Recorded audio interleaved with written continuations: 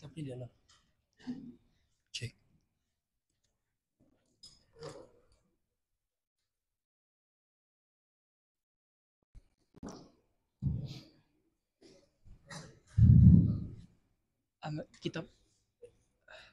Kitab Tauhid di yang banyak itu. Bismillahirrahmanirrahim. Assalamualaikum warahmatullahi wabarakatuh.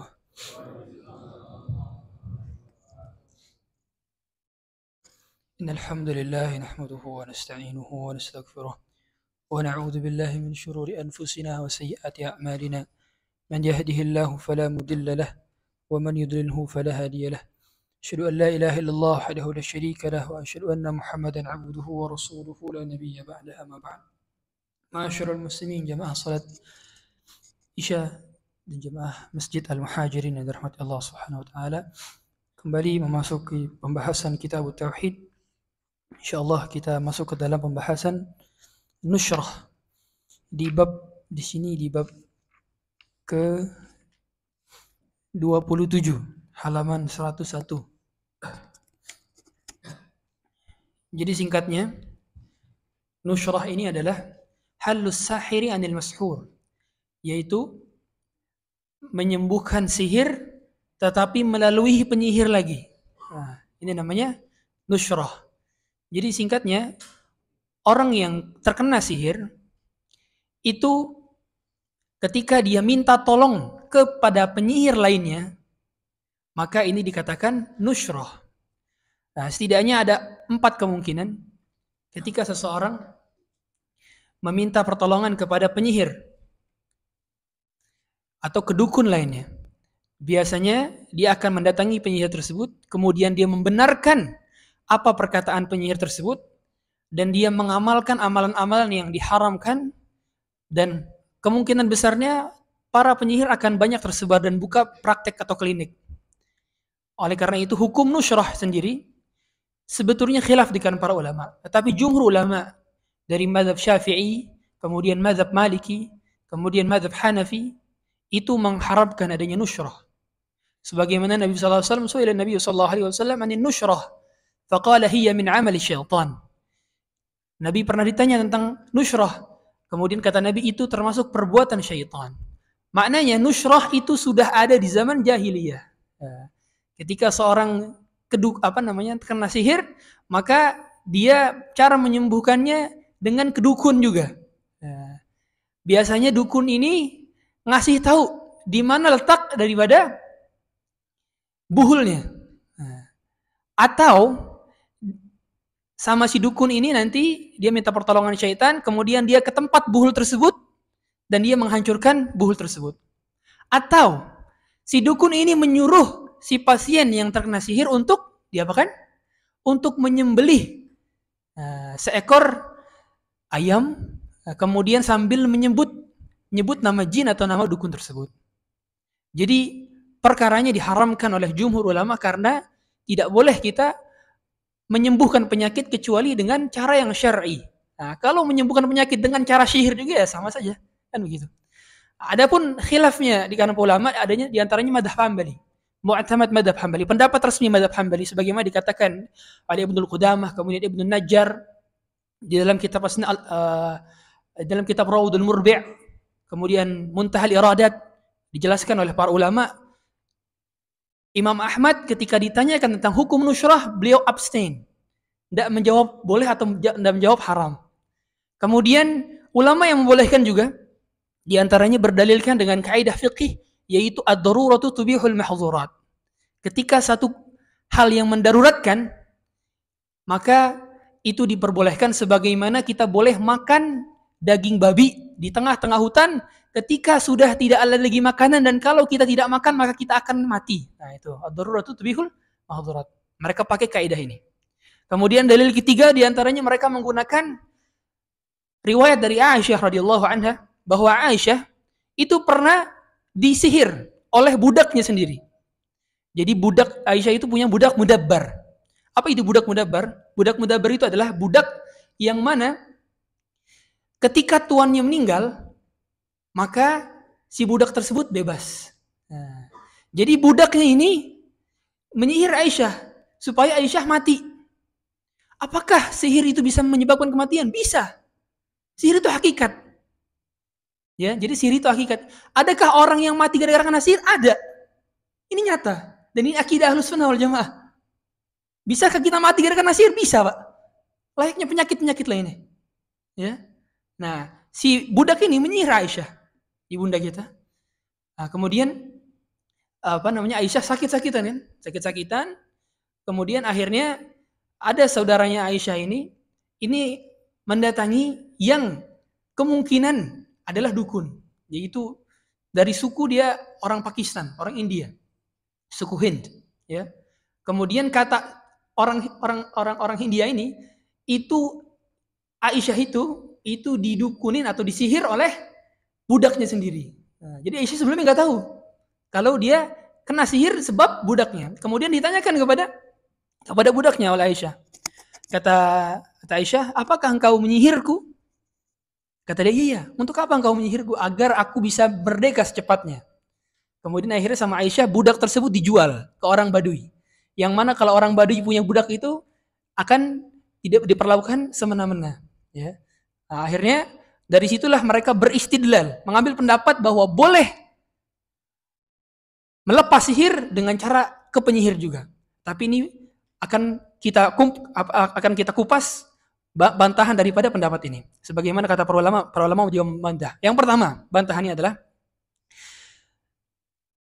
pengobatan, kita berobat itu hukum asalnya itu bukan darurat, tapi mubah. Ya, jadi berobat itu sebagaimana ijma para ulama, hukumnya bukan darurat, tapi mubah.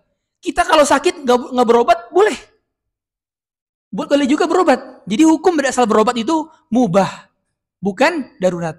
Sebagaimana kita kena sihir, itu boleh tidak berobat. Nah, ini kata para ulama. Jadi kalau dikaitkan memakai kaidah ad-darurat tubihul mahdhurat, kita kena sihir kemudian kita berobatnya ke dukun juga, maka ini tidak memenuhi klasifikasi daripada kaidah ad-darurat tubihul mahdhurat. Ini yang pertama bantahannya. Yang kedua, Aisyah di sini tidak membenarkan perkataan si dukun. Tetapi Aisyah juga mengklasifikasi langsung menanyakan kepada si budaknya. Ya. Artinya Aisyah tidak semena-mena atau tidak semerta-merta membenarkan perkataan dukun, dan dia juga tidak datang ke dukun. Dia mendapatkan informasi dari saudaranya yang kebetulan dikasih informasi dari si dukun. Maknanya Aisyah tidak datang ke dukun dalam menyembuhkan penyakitnya. Aisyah berdoa kepada Allah. Nah, ini juga bantahan kedua. Kemudian pendapat bahwa Imam Ahmad abstain. Imam Ahmad ketika ditanya, jadi Imam Ahmad ketika itu ada seorang kena sihir, kemudian ada didatangkan seseorang, kemudian orang itu bawa nampan berisi air. Nih kita bisa lihat orang yang menyihirnya dari sini. Imam Ahmad dikasih lihat. Kemudian Imam Ahmad menumpahkan airnya. Apaan ini? Nah, saya nggak tahu apa ini. Jadi Imam Ahmad abstain, tidak menjawab boleh, tidak menjawab haram. Tetapi kata para ulama, dia lebih cenderung kepada hal yang mengharamkan. Nah, jadi hukum asal nushrah itu adalah diharamkan. Jadi bagaimana yang boleh? Nushrah yang boleh adalah nushrah yang mana melakukannya dengan ruqyah syar'iyyah. Nah, jadi kalau kita kena sihir, saudara kita kena sihir, datanginya bukan datang ke dukun, tapi ke orang yang bisa ruqyah. Nah, dan pengobatan ruqyah itu simpel, Pak. Nah, ini kalau orang datang katanya ke orang pintar, ya. Kemudian disuruh amalin ini itu, atau dikasih jimat, atau dikasih baca-bacaan tertentu, ini nggak ada asalnya. Jadi kalau kita punya saudara atau punya keluarga, ternyata keluarga kita sakit kena sihir. Ketika datang ke tempat peruqyah itu simpel, cuma bacain Quran aja. Dia baca Quran jahar. Kita pun bisa. Semua.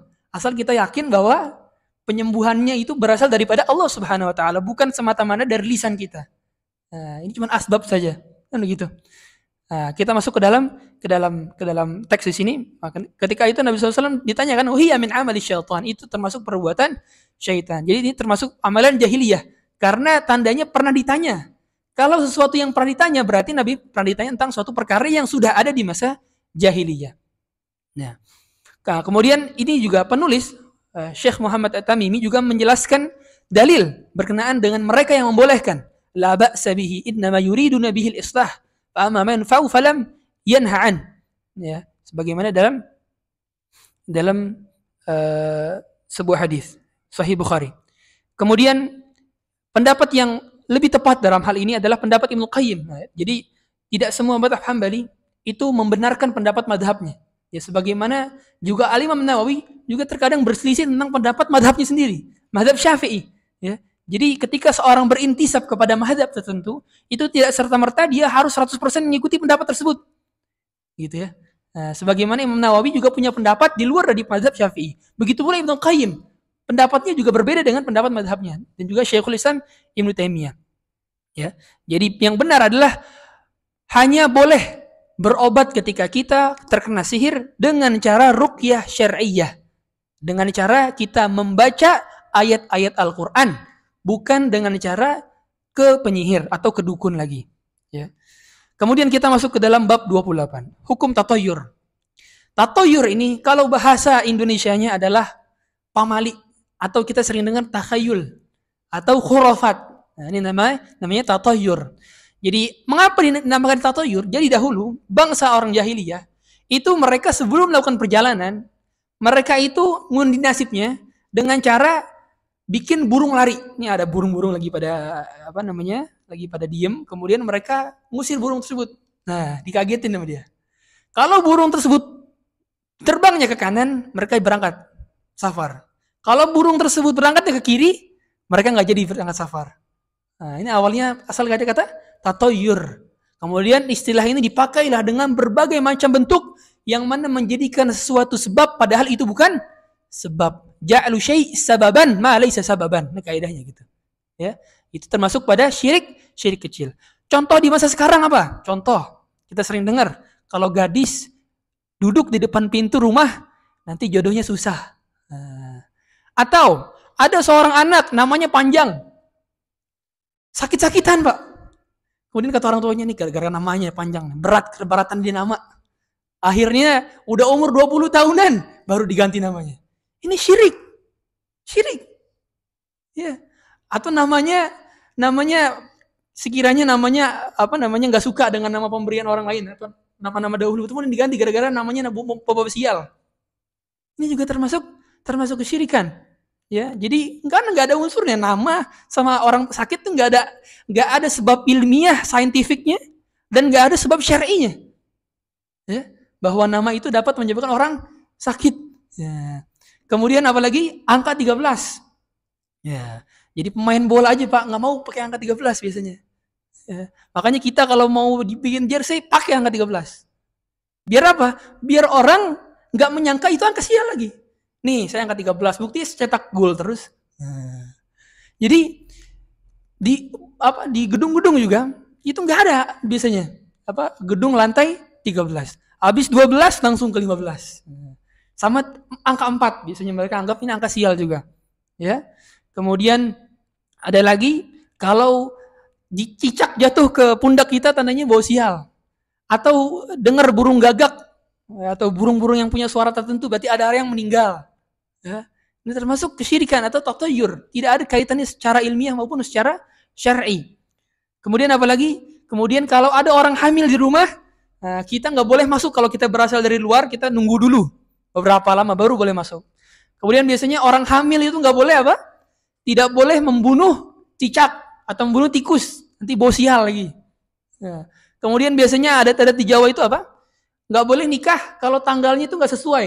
Apa namanya? Weton, saya nggak tahu itu istilahnya. Ya, jadi itulah kalau tanggalnya itu sesuai prediksi mereka nggak tepat, itu mereka nggak mau. Saya kemarin dapat pertanyaan, Pak, dari Instagram. Ya, Ustadz, keluarga saya ini nggak boleh nikahin saya, selalu udah nentuin tanggal sama mempelai. Tapi gara-gara keluarga saya nggak setuju tanggalnya karena tidak bertepatan dengan apalah tanggal-tanggal Jawa, saya nggak ngerti itu. Kemudian akhirnya nikahnya diundur-undur, Pak, sampai sekarang. Innalillah, kasihan Pak anak orang, gak jadi nikah gara-gara tanggalan. Ya, nah ini termasuk ke dalam tatoyur. Di antaranya mereka juga percaya kalau hari Selasa itu hari pembawa sial. Ini nggak boleh. Ya, hari Selasa pembawa sial itu tidak boleh. Atau amalan serupa biasanya ada Rebo Wekasan, menganggap Rebo Wekasan itu sebagai hari sial, sehingga mereka beribadah amalan ibadah yang dibuat-buat. Ini juga termasuk ke dalam tatoyur. Tidak boleh menganggap hari tertentu sebagai hari sial. Tidak boleh. Yang menyebabkan sial itu apa, Pak? Jadi hari sial adalah hari ketika kita bermaksiat kepada Allah, itu adalah hari sial. Hari terburuk dalam hidup kita adalah ketika kita bermaksiat di hari itu. Itu hari terburuk. Dan hari terbaik adalah hari di mana kita bertaubat kepada Allah, beramal saleh, itu adalah hari terbaik. Tidak ada namanya hari sial dalam Islam. Kita tidak boleh menganggap hari tertentu sebagai hari sial. Ya. Kalau mereka beristidlal bahwa, wah Ustadz, kan dulu di zaman dahulu itu pernah ada nenek moyang kita di hari ini, ternyata mereka kena musibah. Tidak ada kaitannya zaman dulu dengan zaman sekarang. Itu bukan sebuah dalil. Ya, itu bukan sebuah dalil. Jadi patokannya adalah apakah ada penyebab ilmiah secara saintifik ditemukan penyebab ilmiahnya, atau juga penyebab syar'inya, ada dalilnya dari Rasulullah SAW apa tidak? Contoh misalkan gelang gelang kesehatan. Dulu tenar tuh zamannya. Apa namanya? Saya lupa namanya tuh. Ya, gelang-gelang kesehatan itu dulu. Itu kalau misalkan itu memang terbukti secara ilmiah, itu dapat memberikan kesehatan, silakan pakai. Tapi kalau nggak ada bukti ilmiah, itu termasuk gelang musyrik, kan bisa, kata para ulama. Ternyata gelang kesehatan itu baru dijelaskan oleh pembuatnya, pabriknya, ternyata itu cuma buat sporty saja. Nggak ada kaitannya bikin kesehatan, gelang kesehatan itu. Dulu tenar di zaman itu, gara-gara yang pakainya adalah orang-orang atlet. Ya, padahal sama sekali tidak memberikan pengaruh. Ya. Sebagaimana tatoyur itu awal mulanya adalah persangkaan kaum Fir'aun terhadap Nabi Musa. Mereka menganggap Nabi Musa ini bawa sial. Falamma ja'athumul hasanatu qalu lana hadhihi wa in tusibhum sayyi'atun yatayyaru bi Musa wa man ma'ah ala innama ta'iruhum 'indallahi walakin aktsaruhum la ya'lamun. Ya, ketika mereka mendapatkan kebaikan, ini qalu lana hadhihi, ini gara-gara usaha kami semua. Kemudian ketika mereka wa in tusibhum sayyi'atun yatayyaru bi Musa, mereka memberikan kesialan tersebut diserahkan kepada Nabi Musa, gara-gara Nabi Musa dan Bani Israel. Nah, jadi mereka istilah tatayyur ternyata sudah ada di zaman Fir'aun. Karena Fir'aun sudah menganggap sial perkara-perkara yang tidak ada kaitannya. Ini gara-gara datang kamu nih jadi sial. Gara-gara datang kamu sih belum mandi tadi pagi, hujan kan. Sering nih Pak ditambang disebutin begini. Nggak mandi jadi hujan, apa kaitannya dengan dia nggak mandi? Saya nggak mandi misalnya, nggak bertahun-tahun juga nggak bakal hujan-hujan misalnya. Nggak ada kaitannya sama sekali. Ya. Ala innama ta'iruhum 'indallahi walakin aktsaruhum la ya'lamun. Ini kata Allah. Sesungguhnya kesialan itu ditentukan dari Allah. Jadi tidak ada kaitannya dengan sesuatu yang tidak membawa sebab. Ya. Tapi biasanya kesialan itu datang kalau kita bermaksiat. Sebagaimana kata ulama salaf, saya melihat adanya perubahan di tunggangan saya, di istri saya, di budak saya. Ketika saya melakukan maksiat, itu penyebabnya adalah karena saya maksiat. Kita ngelihat perubahan di istri kita. Kok istri kita jadi sensian, Pak? Atau tiba-tiba mobil udah dicek sebelum berangkat safar, udah dicek semua aman, spare part aman. Tiba-tiba tengah jalanan mogok. Sial. Itu penyebabnya bisa jadi karena maksiat. Yang perlu kita harus ingat-ingat ketika dapat kesialan itu adalah, ya Allah, saya ingat dosa nih. Kapan saya dosa ini? Pasti gara-gara dosa saya. Itu, jadi evaluasinya adalah ke diri sendiri, bukan evaluasi ini mobil bawa sial, harus dijual mobil. Kalau crazy rich nggak apa-apa. Ya. Jadi nggak ada kaitannya mobil rusak kah? Ya. Itu dengan hari tertentu, dengan zaman tertentu, kecuali sebab-sebab ilmiah atau sebab-sebab syar'i. Qalu ta'irukum ma'akum in dzukirtum bal antum qaumum musrifun. Ya, kesialan itu disebabkan karena dosa-dosa kalian, ya. Karena kesyirikan yang kalian perbuat. Nah, seolah-olah Allah yang katakan demikian kepada kaum Fir'aun. Kemudian hadis Nabi sallallahu alaihi wasallam dari Abu Hurairah, la adwa wala tiyarata wala hammah wala safar. Tidak boleh ada adwa. Apa itu adwa? Tidak boleh berkeyakinan bahwa penyakit menular itu menularkan dengan sendirinya. Tidak boleh. Ya. Sebagaimana dulu persangkaan orang Arab jahiliyah, mereka itu ketika melihat ada penyakit menular, mereka meyakini bahwa ini penyakit menular dengan sendirinya. Maksudnya tidak ada kaitan Allah di sana. Nah, kita tidak boleh berpikir demikian. Karena segala sesuatu pasti ada penyebabnya, dan penyebabnya itu atas izin Allah, kan begitu. COVID-19 kita sudah ngalamin ulang tahun COVID, Pak. Ya, 2 tahun lebih. Ini penyebabnya atas izin Allah, bukan semata-mata gara-gara orang Cina itu sendiri. Ya. Bukan karena di Wuhan segala macam, itu penyebab syar'i. Itu apa penyebab saintifik, iya. Tapi yang mutlak memberikan izin adalah Allah Subhanahu wa taala, dan semua ada hikmahnya atas cobaan ini. Gitu ya. Wala tiarah, dan tidak boleh ada tatayyur, persangkaan terhadap kesialan-kesialan, padahal itu tidak ada penyebab ilmiahnya. Wala hamah. Wala hamah itu burung gagak. Ya, jadi mereka menganggap kalau burung gagak itu bawa kesialan. Wala safar. Nah, menganggap bahwa bulan Safar itu adalah bulan sial, atau bulan Muharram atau bulan sial. Nah, mereka biasanya yang berpendapat demikian, mereka nggak mau walimah di bulan Safar atau walimah di bulan Muharram, nggak mau tasyakuran di bulan Muharram, nggak mau tasyakuran di bulan Safar, nggak mau berangkat pergi jauh di bulan Muharram atau di bulan Safar. Ya, dulu di masa jahiliyah orang itu ada beranggapan bahwa menikah di bulan Syawal itu akan bawa sial. Nah, kemudian Nabi sengaja nikah di bulan Syawal bersama Aisyah radhiyallahu anha. Nah, Nabi sengaja memutus perkara tersebut supaya orang-orang tidak berkeyakinan demikian. Nah, kita pun begitu, Pak. Terkadang ketika di daerah kita, ya, ada permunculan bahwa kalau nikah di bulan Safar akan sial. Nah, kita hendaknya sengaja nikah bulan Safar supaya orang-orang tuh nggak ada perkeyakinan lagi. Apalagi kalau kita tokoh agama yang gerak-geriknya dilihat, public figure dilihat, sengaja nikah di bulan itu. Tasyakuran sengaja di bulan itu. Supaya tidak ada persangkaan lagi kesialan di bulan-bulan tertentu. Nah, terkadang kitanya susah nih, Pak, ngejelasin orang tua. Nah, bagaimana cara ngejelasin orang tua? Nah, kadang, Pak, lisan itu nggak harus berasal dari lidah kita. Kebenaran tidak harus berasal dari lidah kita.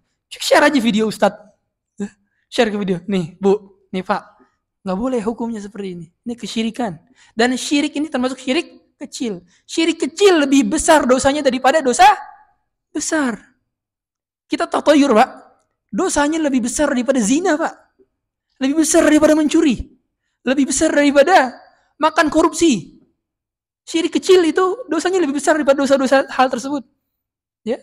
Makanya hendaknya kita meminta pertolongan kepada Allah supaya dijauhkan dari kesyirikan keluarga kita, dan kita kalau misalkan seandainya keluarga kita terdahulu punya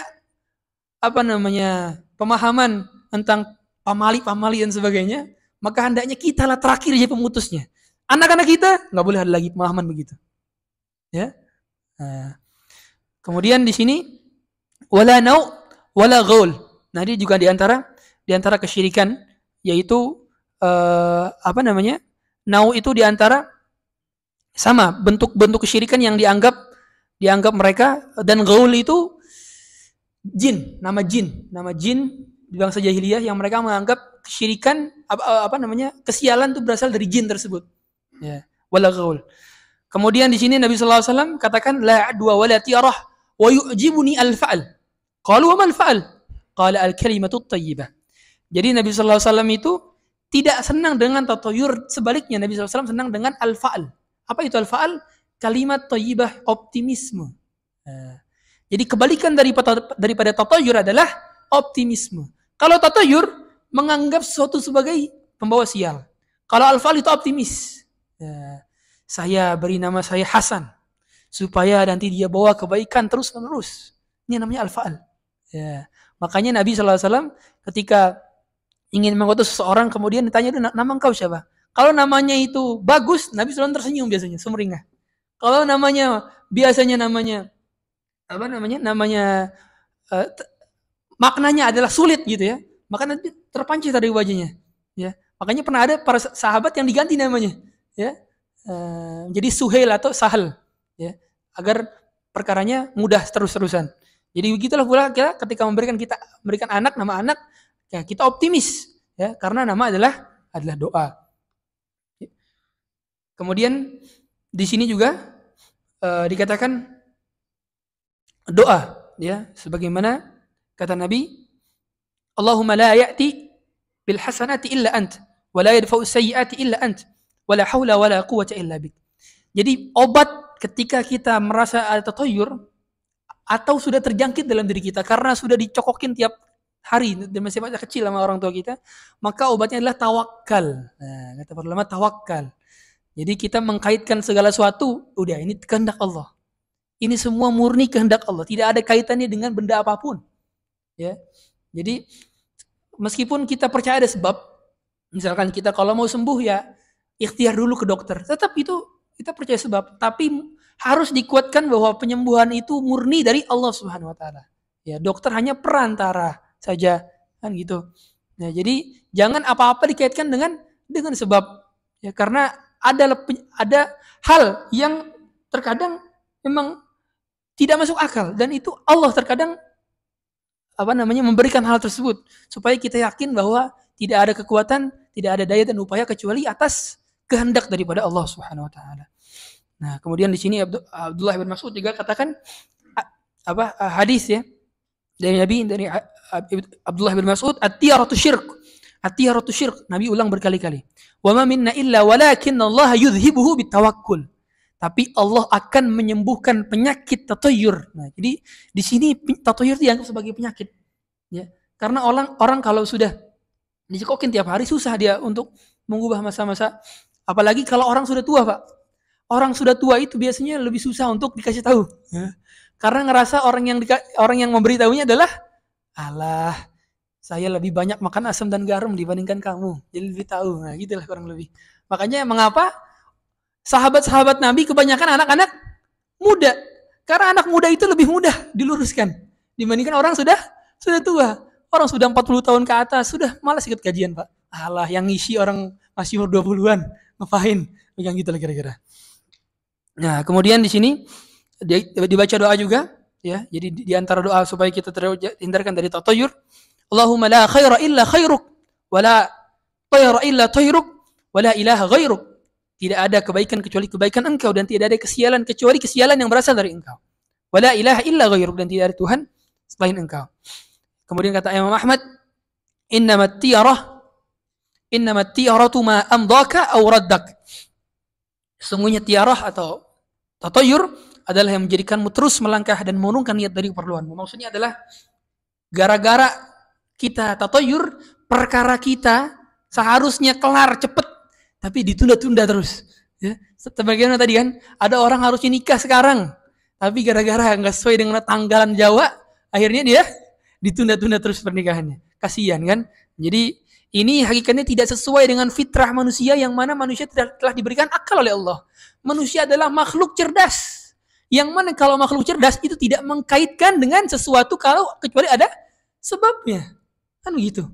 Makanya kalau masih ada orang yang mengapresiasi memegang remote AC langit Rara, ini orang muskilah otaknya. Ya? Karena berarti dia mengapresiasi sebuah kebodohan. Dan itu diapresiasi oleh pejabat negeri ini. Ya, kita lihat ada pejabat yang memaklumkan hal tersebut. Enggak masalah, itu kan termasuk budaya kebodohan yang dibawa, kan gitu. Jadi maksudnya kalau ada hal seperti ini, hendaknya kita menjadi pertama yang mengingkarinya, ya. Karena manusia fitrahnya adalah makhluk yang cerdas. Kita nggak boleh mempercayai sesuatu kecuali ada bukti saintifik atau bukti syar'i. Kalau nggak patokannya bukti secara nyata dan dalam dunia sains, kalau nggak dalil patokannya, kan gitu. Dalil dari Quran maupun hadis yang sahih. Patokannya begitu aja Muslim, simple. Jadi kita nggak usah mencong-mencong kemana, apalagi dibuat-buat redaksinya seolah-olah buram, gitu ya. Saya miris kan, terkadang ada lihat podcast itu mereka mengajarkan hal tersebut. Padahal yang ngomong ini dosen di UI juga. Mereka mengajarkan ini kan ada manfaat dari sisi ekonomi, bahwa Rara yang menjadi tradisi disorot oleh media segala macam di dunia. Omong kosong ini kan. Ya, padahal itu kesyirikan tidaklah membawa kecuali adanya kebodohan yang juga ikut terbawa, ya. Makanya orang apalagi kalau sudah berpendidikan, malulah kalau misalkan kita nggak mau tinggal di lantai 13. Terkadang juga masih ada rasa takut dalam hati kan. Kata orang begini. Harus dilawan seperti itu. Itu harus dilawan. Karena kalau tidak dilawan, syaitan akan membisik-bisikan terus, Pak. A'udzubillahi minasyaitonirrajim. Saya pilih nomor 13. Mau pilih nomor apa? Jersey-nya nomor 13, Pak. Nggak usah takut. Ya, kalau kita sudah berani terhadap hal demikian, Allah lah yang akan menghapus segala macam keraguan dalam hati kita. Sehingga kita yakin bahwa tidaklah datang kesialan kecuali atas izin Allah. Bukan karena sebab yang tidak ada landasan syar'inya atau landasan ilmiahnya. Demikian dapat kami sampaikan. Subhanakallahumma bihamdik, asyhadu an la ilaha illa anta, astaghfiruka wa atubu ilaik. Demikian, ada pertanyaan, Pak? Tidak ada? Ya, kita tutup dengan mengucap alhamdulillahi rabbil alamin. Mohon maaf apabila ada kurangnya. Semoga Allah memberkahi ilmu kita semua. Subhanakallahumma bihamdika asyhadu an la ilaha illa anta, astaghfiruka wa atubu ilaik. Assalamualaikum warahmatullahi wabarakatuh. Boleh silakan dimakan snacknya, Pak.